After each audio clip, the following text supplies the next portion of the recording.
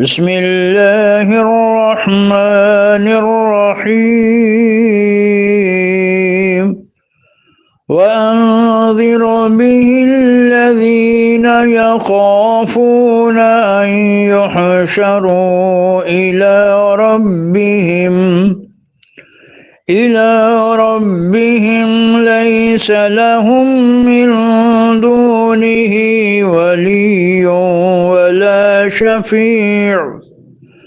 ولي ولا شفيع لعلهم يتقون ولا تطرد الذين يدعون ربهم بالغداة والعشي يريدون وجهه ما عليك من حسابهم من شيء وما من حسابك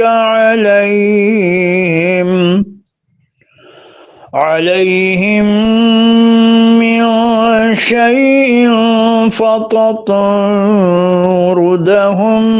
فتكون من الظالمين.